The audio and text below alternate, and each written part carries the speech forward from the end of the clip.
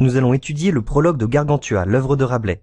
C'est le deuxième roman que Rabelais écrit sous le nom d'Alcofribas Nazier, anagramme de François Rabelais. Après nous avoir raconté la vie de Pantagruel, maintenant il raconte celle de son père, Gargantua. Dans cet ouvrage, Rabelais aborde des sujets importants, l'éducation, l'art oratoire, la vie en société, la guerre. Mais il aborde tout cela avec beaucoup d'humour. Les situations sont grotesques, les images sont exagérées, la vraisemblance est mise de côté.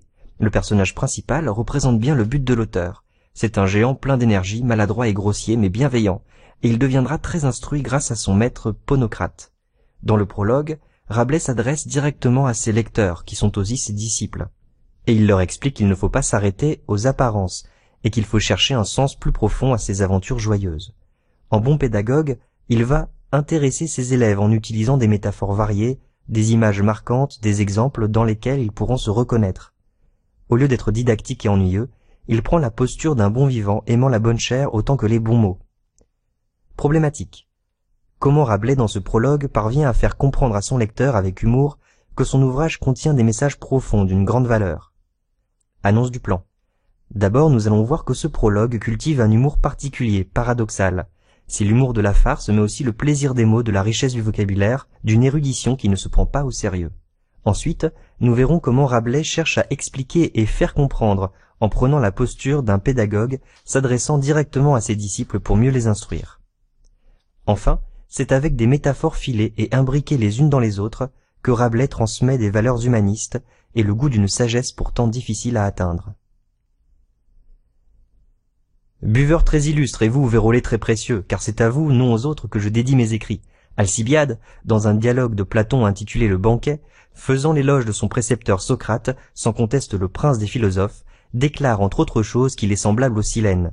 Les silènes étaient jadis de petites boîtes, comme celles que nous voyons à présent dans les boutiques des apothicaires, sur lesquelles étaient peintes des figures drôles et frivoles. Harpies, satyres, oisons bridées, lièvres cornus, cannes battées, boucs volants, cerfs attelés, et autres figures contrefaites à plaisir pour inciter les gens à rire. Comme le fut Silène, maître de Bacchus. Mais à l'intérieur, on conservait des drogues fines comme le baume, l'ambre gris, la maume, le musc, des pierreries et autres produits de grande valeur.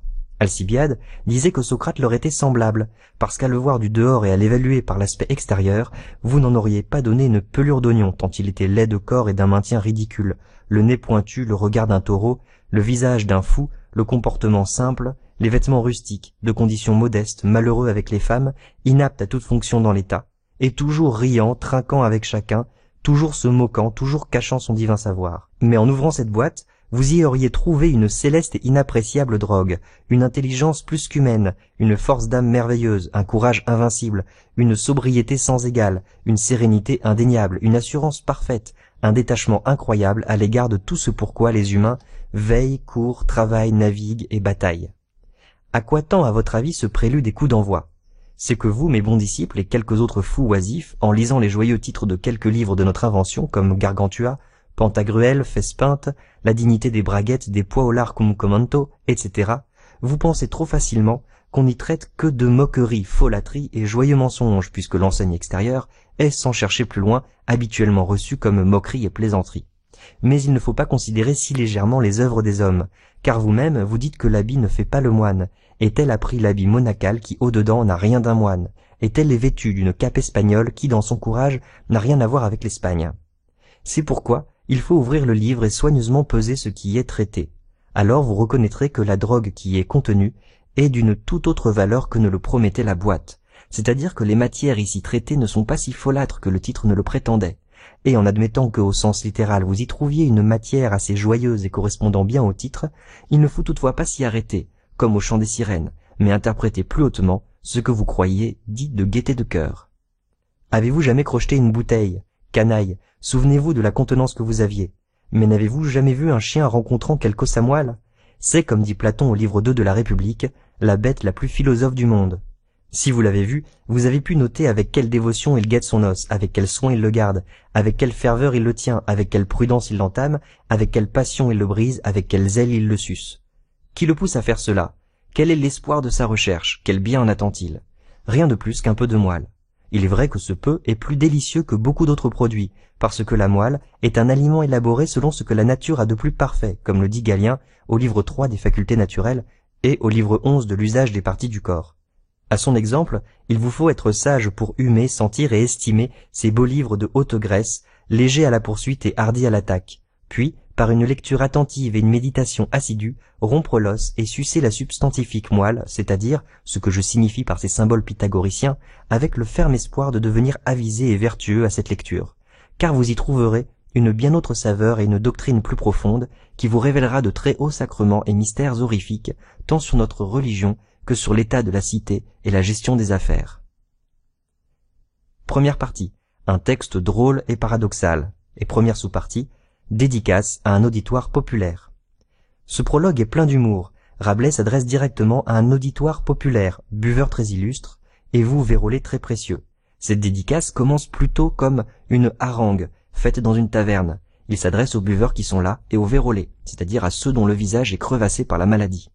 Rabelais choisit son auditoire. C'est le peuple. Il s'adresse à eux, non pas dans la langue noble, mais dans la langue vulgaire, la langue courante par opposition au latin. À l'époque, la plupart des œuvres écrites sont commandées par des nobles qui veulent augmenter la renommée de leur famille. Ainsi, la dédicace sert à flatter celui qui finance l'œuvre. Rabelais va donc flatter ses lecteurs sur le ton de la parodie. Cela crée un écart comique. Les buveurs sont illustres et les vérolés sont précieux. Le rapprochement de ces adjectifs qui s'opposent, c'est une figure de style qui s'appelle le paradoxe. Rabelais crée en fait tout de suite une complicité avec ses lecteurs en leur parlant d'alcool et de vin. Avez-vous jamais crocheté une bouteille? Il donne à imaginer la situation, ce qui crée un comique de geste. Souvenez-vous de la contenance que vous aviez. Quand il parle des livres, léger à la poursuite et hardi à l'attaque, c'est le vocabulaire utilisé en œnologie, pour décrire le goût du vin. Il y a un plaisir des mots et un plaisir de l'oralité, avec des interjections. Le mot queigne, qui est traduit ici par canaille, est un juron que Rabelais utilise souvent. C'est une interjection qui signifie chienne, entre l'insulte et la simple exclamation. Deuxième sous-partie, le plaisir des mots et le grotesque. L'humour de Rabelais s'exprime aussi à travers le plaisir des mots qui sont utilisés, le mélange des images qui font ressortir des figures grotesques. Harpie, satyre. Rabelais cite des créatures de la mythologie grecque, oisons bridés, lièvres cornus, cannes battées, boucs volants, etc. Chaque animal est associé à un adjectif qui vient modifier sa forme, son apparence. Rabelais énumère ici un bestiaire imaginaire composé de créatures étranges et de chimères. Le mot silène lui-même est un mot étrange, issu de la mythologie grecque. Rabelais explique que c'était le maître de Bacchus. Il n'est pas étonnant de retrouver là le dieu de l'ivresse et du vin. Le nom grec de Bacchus, c'est Dionysos. On utilise l'adjectif dionysiaque pour parler du débordement des pulsions qui conduisent à tous les excès. On peut parler chez Rabelais d'un plaisir dionysiaque des mots. La description de Socrate nous fait basculer dans le grotesque, à l'image des figures du bestiaire. Le philosophe est un mélange d'homme et d'animal, le nez pointu, le regard d'un taureau. Il y a véritablement un plaisir des mots dans l'accumulation de termes dépréciatifs, laid, ridicule, fou, simple, rustique, malheureux, inapte. Ces adjectifs se succèdent dans une longue phrase sur plusieurs lignes, puis, après avoir repris son souffle, l'auteur prolonge la phrase, mais cette fois-ci avec des participes présents, riant, trinquant, se moquant, cachant. Puis le même plaisir de l'énumération est mis en œuvre, mais cette fois-ci pour valoriser les qualités du philosophe. Céleste, inappréciable, plus qu'humaine, merveilleuse, invincible, sans égale, indéniable, parfaite, incroyable. Ce sont à chaque fois des adjectifs mélioratifs, c'est-à-dire qu'ils sont positifs et valorisants. Troisième sous-partie. Rapprochement entre érudition et trivialité. Dans ce prologue, les thèmes les plus triviaux côtoient des éléments de grande érudition. C'est souvent par l'intermédiaire de la citation. Premier exemple. Rabelais rappelle les titres de ses précédents écrits, apparemment bien connus de son auditoire, Fesse-peinte, La dignité des braguettes, Des pois au lard. Ces trois titres donnent trois thèmes. Fesse-peinte, c'est celui qui frappe le cul des peintes avec le comptoir. Autrement dit, c'est un gros buveur. La dignité des braguettes, en termes de figure de style, on pourrait dire que c'est une métonymie, car il y a un décalage. On parle du vêtement pour désigner en fait ce qu'il cache. Thématique sexuelle. Des pois au lard, une étude sans doute qui se termine sur des flatulences. On arrive dans le domaine scatologique.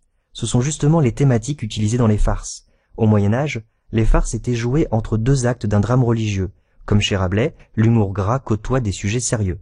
Ainsi, les références au latin et à l'Antiquité sont juxtaposées à des images triviales, des pois au lard cum commento, c'est-à-dire avec des commentaires. Il faut savoir que les titres qui commencent par le mot « de » proviennent de cette habitude en latin de faire commencer les titres avec le mot « de », qui signifie « à propos de ».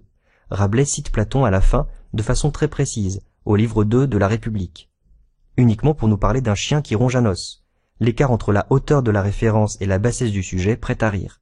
Au début, Rabelais cite Platon dans un but plus complexe, Alcibiade dans un discours de Platon intitulé Le banquet.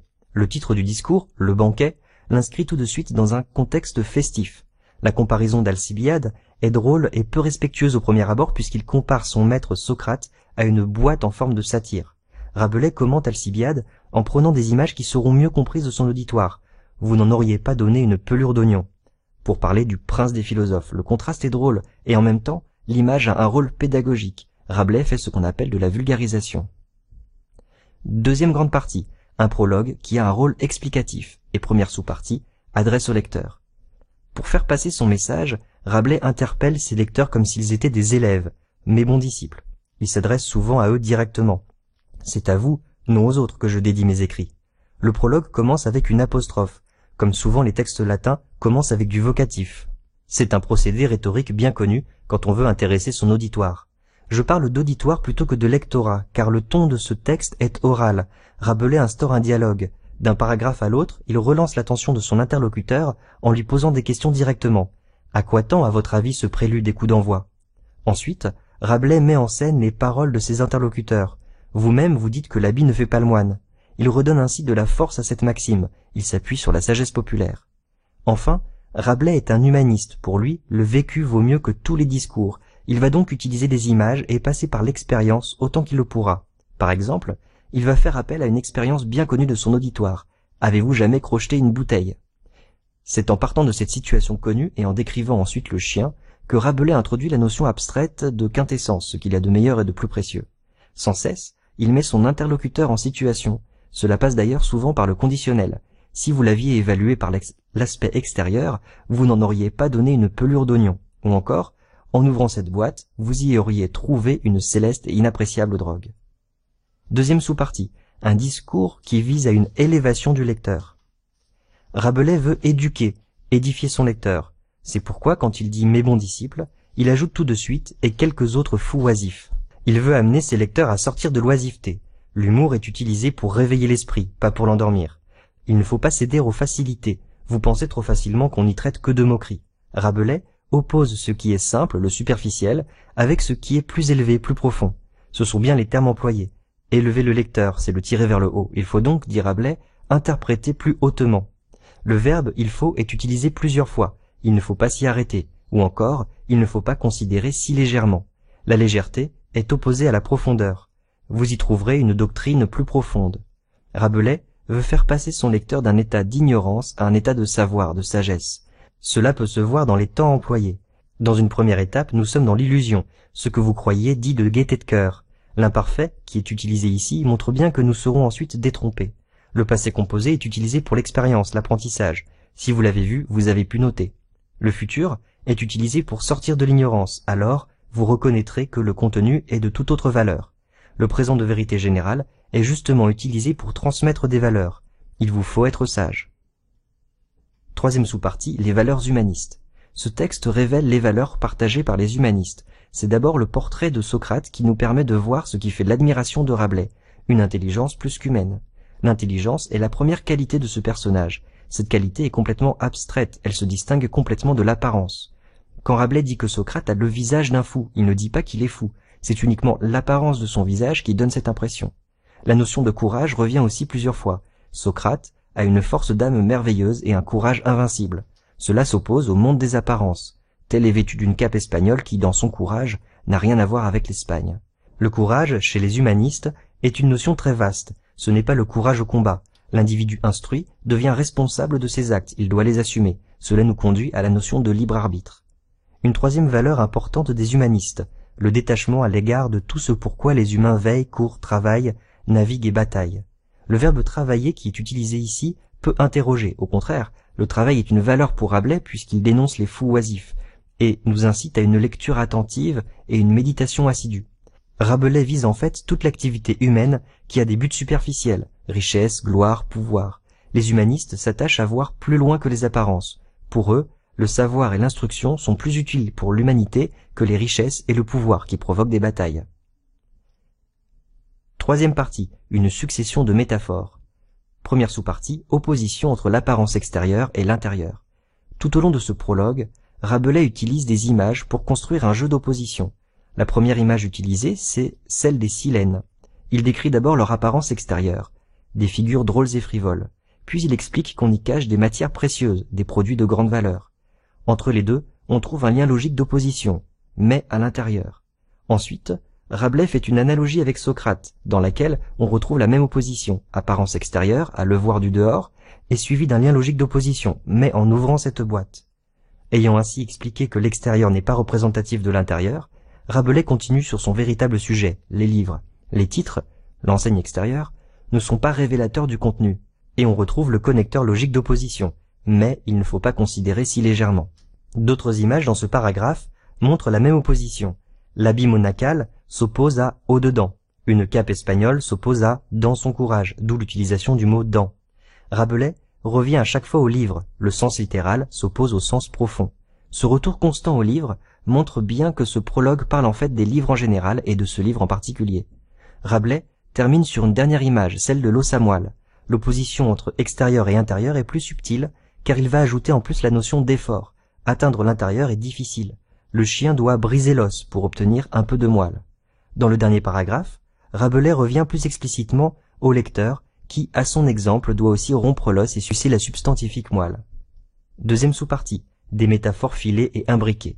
Il est intéressant de voir que ces métaphores ne sont pas simplement juxtaposées, elles sont imbriquées les unes dans les autres. Elles ouvrent de nouvelles analogies et elles se répondent. Par exemple, quand Rabelais parle de Socrate, il dit « en ouvrant cette boîte ». L'identification du philosophe aux silènes est directe. Le raccourci est d'autant plus frappant que le mot silène est lui-même issu d'un nom propre. La métaphore des silènes est donc filée tout au long de notre texte. L'intelligence de Socrate est ainsi une céleste et inappréciable drogue. Beaucoup plus loin dans le texte, Rabelais utilise à nouveau le mot boîte, d'une toute autre valeur que ne le promettait la boîte. Cette fois, la boîte ce n'est plus Socrate mais les livres. Rabelais parle de la drogue qui est contenue. Les livres contiennent donc des matières précieuses, ils renferment l'intelligence et toutes les autres qualités de Socrate. Les matières ici traitées. Le mot matière est intéressant puisqu'il désigne à la fois le contenu des livres, table des matières, les substances précieuses contenues dans les silènes et la moelle contenue dans l'os. À la fin, les livres sont eux-mêmes complètement identifiés à l'os à moelle. Livres de haute graisse, légère à la poursuite et hardi à l'attaque. La métaphore est filée, car la lecture devient comme un plaisir de manger. Par une lecture et une méditation assidue, rompre l'os. Le plaisir d'apprendre et de comprendre est comparé à un plaisir de bouche, une saveur et une doctrine plus profonde. Troisième sous-partie, une révélation de mystère d'une grande valeur. Pour Rabelais, le savoir est comparable à des matières précieuses. Il incite ses lecteurs à aller chercher dans ses écrits la sagesse qui est renfermée. Ainsi, le savoir est désigné dans ce texte à travers les différentes métaphores. D'abord, ce sont les drogues fines, comme le baume, l'ambre gris, la môme, la civette, les pierreries. Il faut savoir que Rabelais est médecin. Savoir utiliser à bon escient ces substances peut sauver des vies humaines, ou du moins soulager la douleur. Dans la métaphore de l'os à moelle, le savoir et la sagesse sont symbolisés par la moelle qui est l'aliment élaboré selon ce que la nature a de plus parfait. C'est une matière difficile à atteindre car elle est renfermée dans l'os. De même, la sagesse est difficile à atteindre, elle est renfermée dans des symboles pythagoriciens qu'il faut apprendre à déchiffrer. La sagesse des livres est toujours entourée d'un certain mystère. Ce sont de très hauts sacrements et mystères horrifiques. Mais ces mystères sont utiles, car ce sont des outils pour la gestion de la cité et des affaires. L'expression substantifique moelle est restée dans le langage pour désigner la partie la plus importante, la plus essentielle d'un livre ou d'un discours. Le titre complet de Gargantua, c'est « Gargantua, père de Pantagruel, jadis composé par M. Alcofribas, abstracteur de quintessence », livre plein de pantagruélisme. Le terme qui m'intéresse ici, c'est « abstracteur de quintessence ». Cela désigne justement celui qui extrait la matière la plus précieuse.